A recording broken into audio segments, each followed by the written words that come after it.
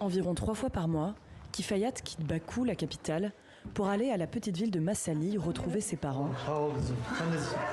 et les femmes qu'elle a réunies chez eux autour d'un projet de fabrication de chaussons traditionnels lancé il y a maintenant 4 ans. Ce jour-là, c'est la vérification des modèles. On est en train de réfléchir, peut-être leur mettre une deuxième couche parce que là, ils sont très fins. Sevana a 39 ans. Elle est aujourd'hui responsable des salariés, passée de 1 à 20 en 4 ans. Elle n'avait jamais travaillé ni gagné de salaire auparavant. Je me sens très heureuse, libre, heureuse et forte. Ce travail m'a donné confiance en moi. Sevana gagne aujourd'hui 250 manats, soit près de 140 €. Un revenu qui lui permet d'être plus indépendante financièrement.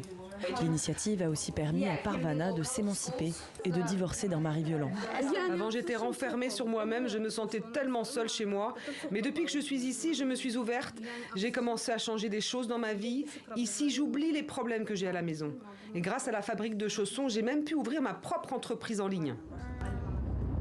En plus de son initiative, Kifayat profite de ses venues à Massali pour donner bénévolement des cours d'anglais aux adolescents, ravis de revoir leur professeur. Un moyen pour elle de faire évoluer les mentalités.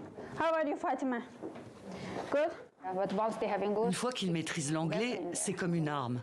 Nous venons d'une société traditionnelle et dans une société traditionnelle, on n'a pas vraiment de choix.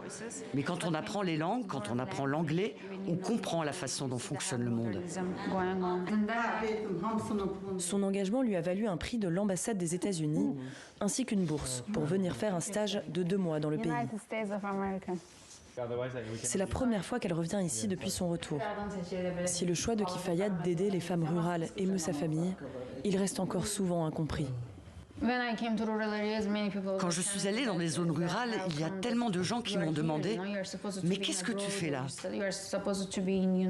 Tu devrais vivre à l'étranger ou à Bakou, travailler pour des grandes entreprises, devenir plus riche. » Et moi, j'ai toujours dit « Non, moi je veux faire quelque chose de bien. » Kifayat espère faire grandir encore son initiative pour aider les femmes. Elle rêve à terme d'ouvrir un lieu de tourisme durable dans sa ville natale pour promouvoir la culture locale.